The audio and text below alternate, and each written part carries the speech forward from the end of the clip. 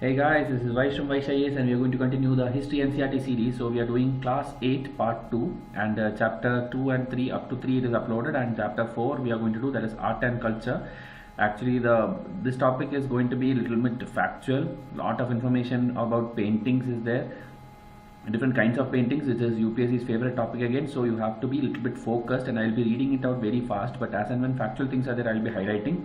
So whatever I'm highlighting, if you can note down, else just pause and see for a second and get it registered in your mind. Okay, we want all these things for prelims 2018. That is why this topic is important. So without delaying much, I'll just begin the chapter. The chapter's name is The Changing World of Visual Arts. Okay, so it will be telling about the British painters, also Indian painters, and how it is involved in the national movement. Everything is going to be covered in detail. Okay, so first, if you see here, the Damayanti is a painter. Is actually painted by Raja Ravi Varma, is the Indian national painter. You will know about him at the end of this chapter. But remember, this painting is by him. Okay, Raja Ravi Varma. Lot of movies are there based on Raja Ravi Varma. In every language in India, movies are there. So please try to watch at least 1 or 2 movies. You will know his importance. Okay, in Indian history and in Indian paintings. Now. Colonial rule introduced several new art forms, okay, styles, materials. You know, whenever someone new rules, they will always bring their own techniques. Like when the Mughals were there, they had a lot of Indo-Arabic architecture and art components. Okay, even it was called the golden time during the time of Guptas. There was a lot of architecture. So whenever someone new is ruling, obviously their culture will come in. Okay, so and Indian artists also will be promoted. Then Indian kings also will be making their own paintings, their own buildings, and they will be giving patronage to most of these artisans also. So that is how the art and culture things proceeded during different ages. Now, new forms of imperial art. Okay, so here just convention is a term. Convention is very important nowadays because UPSC have started playing with this thing in polity part. You know, like most of the things will not be constitutional, most of the things will not be statutory, but by convention things will be happening. Okay, last year also 2017 also they had a question, like one statement was the speaker is always from the ruling party and the deputy speaker is always from the opposition party in Lok Sabha. Okay, that was a statement, and it is actually false because it's not like always, it is just by convention that it is being followed. Okay, it is not written anywhere. So similar way there are a lot of things. So these kind of words becomes important. Try to focus more on polity. We are not going to make a polity series before prelims because polity has to be done from Lakshmikant cover to cover. That is the best way to learn. Okay, even NCERTs has not much importance there. If you do Lakshmikant cover to cover and do at least 300 to 400 MCQs, which is good MCQs, I'm telling you, need to do a lot of MCQs, but at least 300 to 400 good MCQs which will clear the concepts in your mind, and also it will be picked up from current affairs means. That is the best way to finish your polity part. Okay, of course in mains you have to do a lot of writing practice for GS2, that is different thing, constitution, governance and all, but book is always Lakshmikant. Okay, and please read that, start reading it if you have not started. Don't think like only 4 months are there, I cannot complete it. You can complete even in 15 days you can complete polity. Okay, but you just have to be focused. That is very easy to understand also, Lakshmikant. It's a very user friendly kind of book. Okay, now back to history. Okay, engravings, you know what is engravings, a box is given, I don't need to tell you. So first technique they are telling is the oil painting. Okay, oil painting is something they introduced, and the specialty of this is the pictures will look like real. Okay, real and lifelike. That is the importance of oil painting. Lot of paintings, lot of pictures are there in this book. That is why I prefer to use NCERT for teaching this. Okay, now European artists in India were inspired by the same things. The subjects they painted were varied, but invariably they seem to emphasize the superiority of the Britain. So again, that is one feature, the superiority of the Britain, that is glorifying their people, their culture, and always showing Indians as the problematic people of society. That is how the paintings were always painted. Okay, now looking for the picturesque. The picture, this actually again I will tell you, oil painting, whenever terms are there, try to remember it. Okay, one is oil painting, then this picturesque is there. Here I'll tell you, it's kind of landscape kind of paintings. Okay, where land will be shown, like this painting you can see, the place is shown like kind of empty, like it is yet to be explored. Okay, that is the whole idea of this particular class of painting. Okay, and you can see the description, ruins on the banks of Ganges at Ghazipur, painted by Thomas Daniel. He is one important personality, and this is an oil painting plus a landscape. Okay, so like this, lot of pictures are going to come. Okay, Typical example of picturesque landscape, again person's name is given. So the buildings are reminders of past glory, remains of an ancient civilization. Okay, something which is old and it is ancient, it is vacated, it has to be explored. That is what will come in this particular kind of pictures. Okay, an engravings kind of thing, something is engraved or getting highlighted. So that is two types of painting, oil painting and this landscape painting. Then we have this one second. Okay, European style buildings, new modes of transport, these things and all will be emerging up, and so that also will be highlighted in the painting. So this is actually Clive Street, named after Robert Clive Street in Calcutta. It is drawn by Thomas and William Daniel. You don't have to remember the names of the painters, but you should know what all types of painting they used to draw. Okay, portraits of authority. Okay, so portrait and portraiture, this term like everybody will be knowing, like it is the face and expressions are given more prominence, and portraiture is actually the art of making portraits. Okay, and so the rich and the powerful, both British and Indian, wanted to see themselves on canvas. Obviously, you know, like in Lagan movie and all, you'll be seeing the king will be posing, they'll be standing for hours like that in the same position, and someone will be making a portrait of him. Okay, so portrait drawing, even in European countries now, it is there even on the streets. Okay, if you go, people will be sitting there and making portraits. You pay something and then sit there. They'll quickly make a painting and give it to you, or a portrait and give it to you. Okay, and the people used to do for commissions, like they were actually paid. Okay, patronage was there from the kings, and also paid by different people who wanted to make their own painting. So European portrait painters came down to India, okay, in huge numbers. They used to come here, and then they used to live or get these commissions and survive. Okay, so that kind of profession or new occupation kind of thing started for painters. Okay, and Indians are always shown as submissive. That is one point. Okay, Indians are always below or inferior, and this Britishers will be superior. So that is the crux of it. See, again, painting, this is actually Warren Hastings. Okay, this one, Warren Hastings is with his wife in some personal estate, okay, in India. And again, this is some families of Calcutta painted by again Johann Sohn. These are all different paintings. There is no data to be picked up from here. Whenever the data is there, I will immediately highlight. Okay, again, see, this is what I told. The Nawab will be posing. Okay, oil portrait. So oil, it's not like oil painting is totally different, portrait is totally different. Okay, things can be made, but oil painting is a technique only. Okay, so it's a oil painting portrait. Now Muhammad Ali Khan, one Nawab's name is given. I think the same Nawab you see in the picture. Okay, of Arcot, painted by George Willison. And okay, painting history. Now the imperial art or the history paintings. So we have seen different types. Okay, oil painting, then that landscape painting, then portrait painting, and now history painting. History painting is where the episodes of their victory will be there, like the Battle of Plassey and all. When it got over, there was a painting with actually the personality, the Governor General, and the this guy Mir Jafar, Mir Qasim, and all those people will be there. This is the painting actually. Okay, this is there in the Spectrum book also. I think in the Spectrum video also I showed you this. Okay. This is Mir Jafar, who actually cheated his own Nawab, and this war is actually told like the war which was never even fought. Okay, they just had an agreement, and then the whole Bengal, which had a huge army, was defeated without even fighting. And this is that picture, okay, where Robert Clive is meeting Mir Jafar at Murshidabad after the Battle of Plassey. Okay, then Mir Jafar was awarded the title of this. Okay, the traitor, I told you, traitor. Mir Jafar was awarded the title of Nawab after this. That story we have already done. Mir Jafar, then Mir Qasim will come, then Mir Qasim again replaced by Mir Jafar. So they were all having different problems. Then the Battle of Buxar will happen in 1764. That's a totally different story. Okay, this is again storming of the Srirangapatnam, painted by Robert Kerr. You know, Tipu Sultan story also I have told you, how he was defeated in the 1799 war. The Anglo-Mysore Fourth War, okay, and he is called the Tiger of Mysore, Tipu Sultan. He was actually a pioneer in rocket science and all, rocket technology and sericulture. There are many things in which he was good at, okay, and he also aligned with the French people to maintain good armies with modern weaponry, modern technology, and he thought like Malabar is also under his custody, and because of that he had conflict with the Malabar also and with the Britishers also. So there are some things about Tipu Sultan. Just revise for revision sake, I am telling all these things. Okay, we have already done. So again, the discovery of the body of Sultan Tipu by General Sir David Bed. Okay, so again, the person lying down is actually Tipu Sultan. Okay, he died a tiger's death or brave man's death, like that it's told. So they are celebrating his death. Okay, 1799.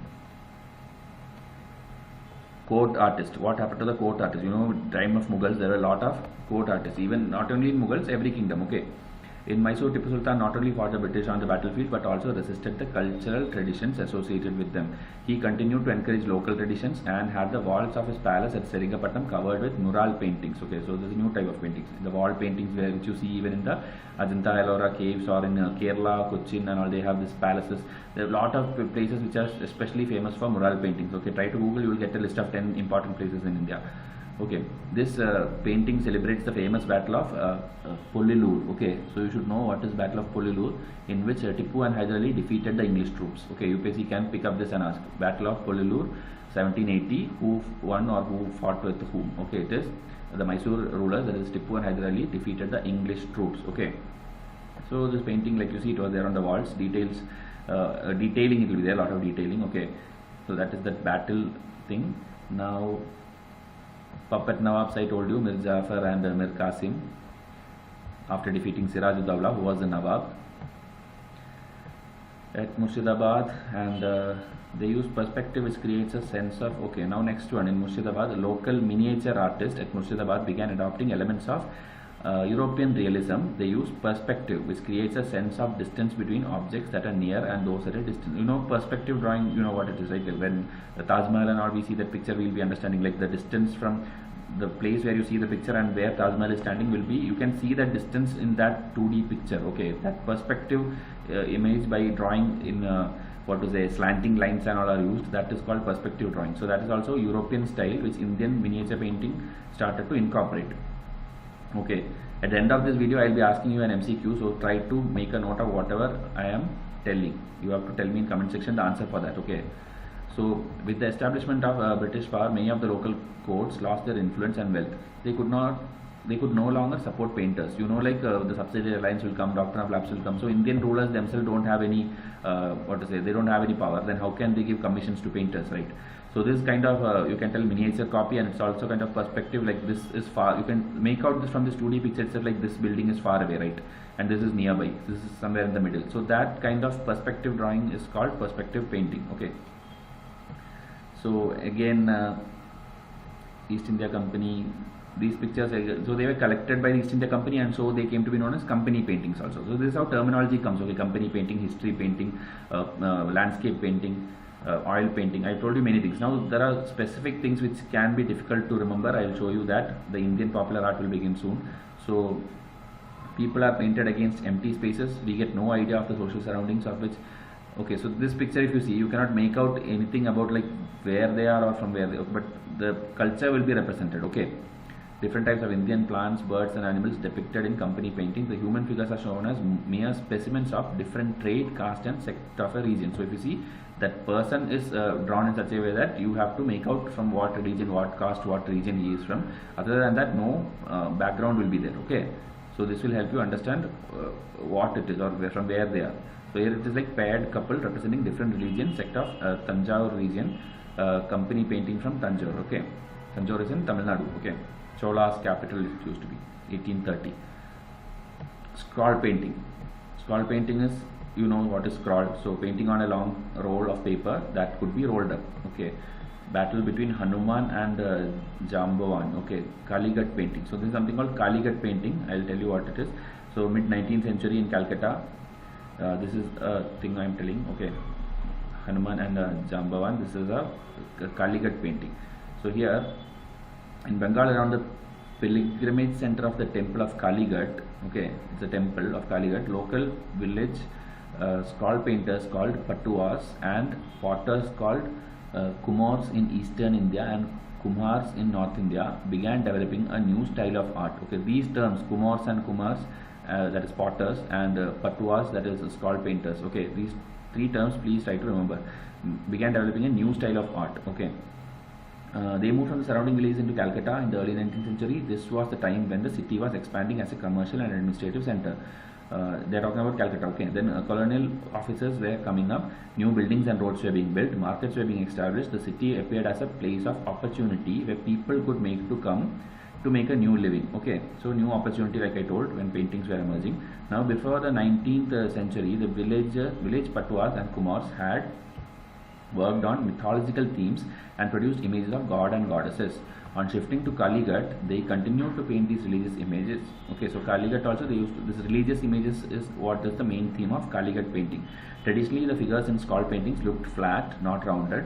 Now Kaligat painters began to use shading, okay, to give them a rounded form. So shading effect is also there. There is another, I think, Palagai Padam or something, which is a Tanjore Tamil Nadu painting, which was also asked once. It is actually having that shading effect, I think. Palagai Padam. Okay, try to find out more about it. To make these images look three-dimensional. Yet the images were not realistic and lifelike. So you should tell this also. It is not realistic and not lifelike. Obviously, it is mythological character, so it is not realistic. Okay, so try to remember that way. For 3D effect, they used to do shading. Kaligat painting is the use of a bold, deliberately non-realistic style where the figures emerge large and powerful with a minimum of lines, details and colors. Okay, so if you see here, just an outer structure, there is no detailing and all. Just you will understand like it is like two characters. That is how they will do, and some special symbols will be there with which you will understand. Okay, this is Hanuman, this is Jambavan, like that. Okay, that is how they used to do the Kaligat paintings. It's not realistic, but it will have mythological characters and less detailing.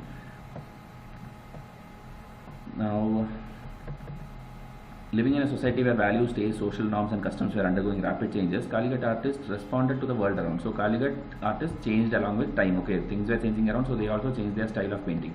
Many of the late 19th century Kaligat painting depicted social life under British rule. So this is again one important key feature. Okay, social life under British rule. Kaligat painting. Okay, often the artist mocked at the changes they saw around, ridiculing the new taste of those who spoke in English and adopted Western habits, dressed like sahibs, smoked cigarettes or sat on chairs. Okay, so they made fun of people kind of thing. Okay, it's like ridiculing the new taste of Indians who try to speak in English, try to dress modern and all. So that kind of thing. They made fun of the westernized Babu, criticized the corrupt priest and warned against women moving out of their home.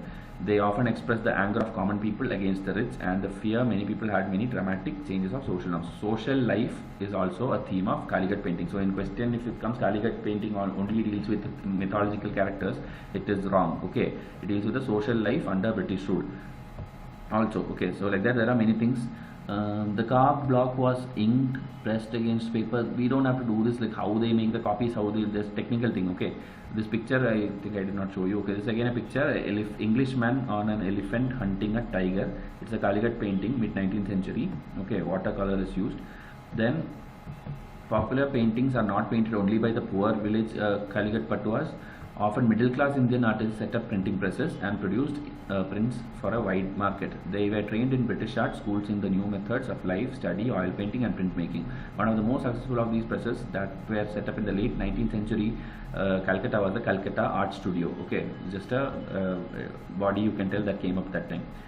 It produced lifelike images of eminent Bengali personalities as well as mythological pictures, but these mythological pictures were realistic. Okay, now here it is realistic. The mythological pictures are realistic in Calcutta Art Studio. Okay, the other one was not realistic. Which one? The Kaligat painting. Again, Babu on a chair. Okay, this is like making fun of Indians who is trying to become modern. Okay, that is what they are trying to show here. Imitating the West. Okay, that is the concept. So hope you are remembering whatever is passed away. Like the pages, when we keep on scrolling, right, don't forget what we learned in the previous page. Again, mythological scene from the legend of Nala and Damayanti, produced by Calcutta Art Studio. So if you see, this is more realistic, right? Not like that Hanuman painting which we saw. So this is more realistic. That is the Calcutta Art Studio's paintings. Now again, these types of popular pictures were printed and circulated on other parts of India too. With the spread of nationalism, popular prints of the earlier 20th century began carrying nationalist messages. Okay, so when the time is proceeding, I told you it will change with time, and now nationalist messages have been started to come. Here we have one more picture, Kali, produced by Calcutta Art Studio. So here again, little more detailing is there compared to Hanuman picture. If you see, there is more detailing. Okay, so here actually you can see the heads of British soldiers. Okay, amongst the diamonds. So that is what they are trying to bring nationalist movement through these pictures. Okay, God pictures, and this first time a Bharat Mata kind of picture was first time came at this time only. Okay, goddess carrying the national flag or nationalist heroes sacrificing their head to the Mata, and gods and goddesses slaughtering the British. Okay, so that is what all the national leaders are also there around it. So this is what they try to do with the nationalization of painting. You can tell. Photography, I think it came around in 1840. The exact time I don't remember, but 1840 is what I remember the time, the year. Okay, So after that, obviously paintings will decline a little bit, okay, at least among the Europeans, because Indians would not have started getting into that immediately.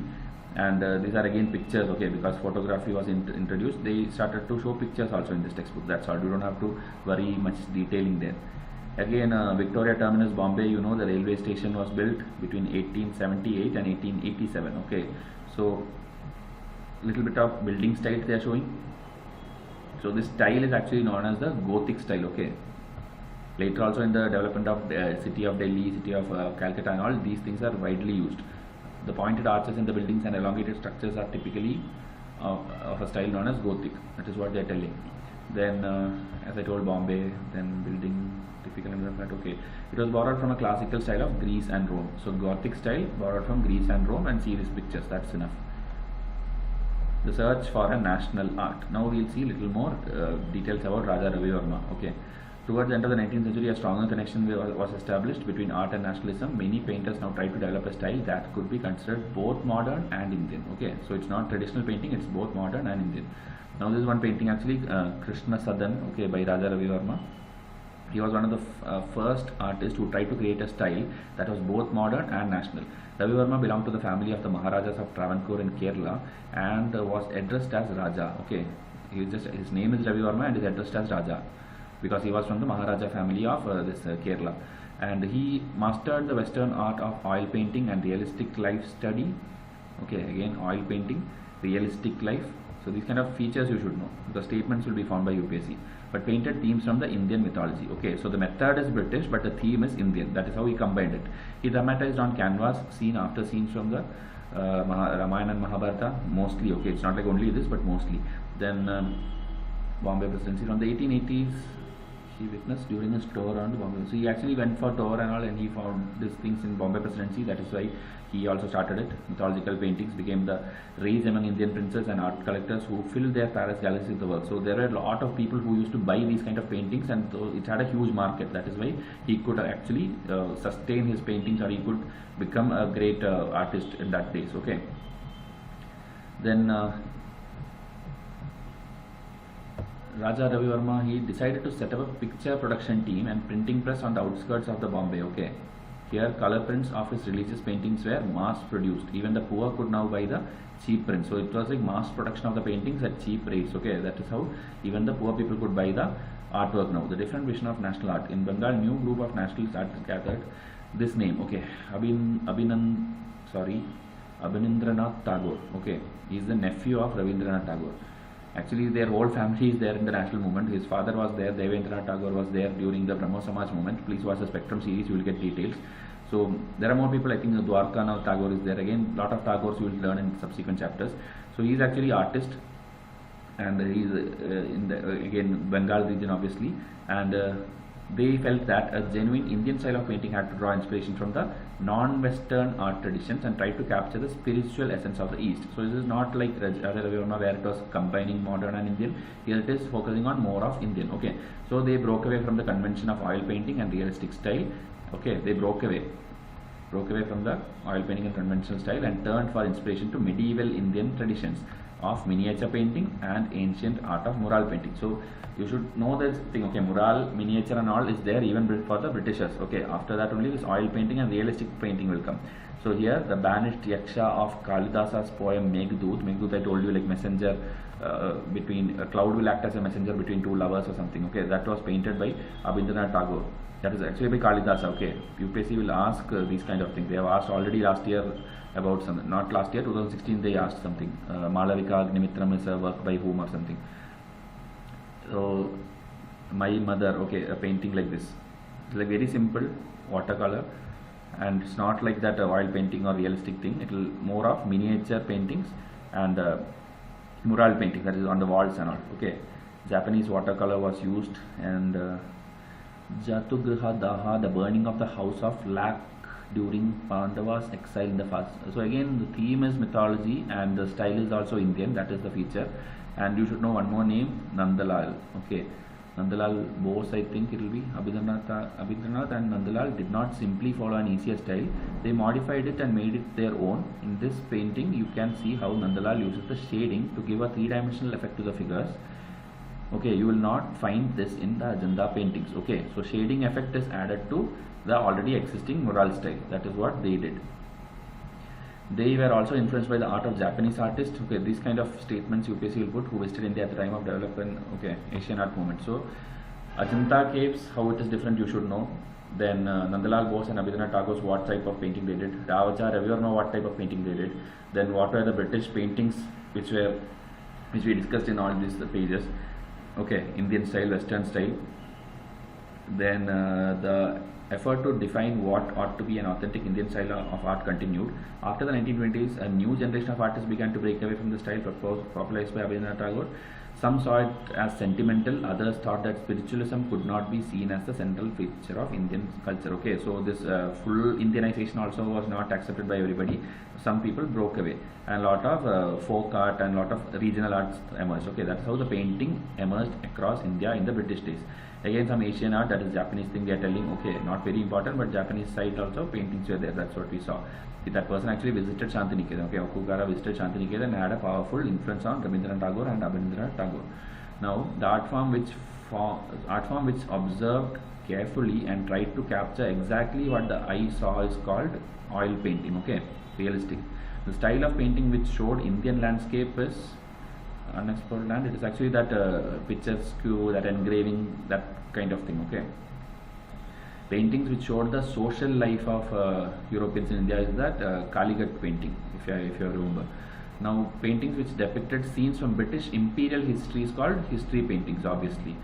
Now, this thing you tell me in comment section. This is what I told you. I'll ask you a question. Just tell which of the following were brought in by the British. Okay, oil painting, miniatures, life-size portrait, use of perspective, mural art. Tell me in comment section which of the following were brought by British and which of the following were already there in India or Indians developed. Okay, tell me in comment section. So we'll come up with the next video soon. Till then, thank you and have a nice day.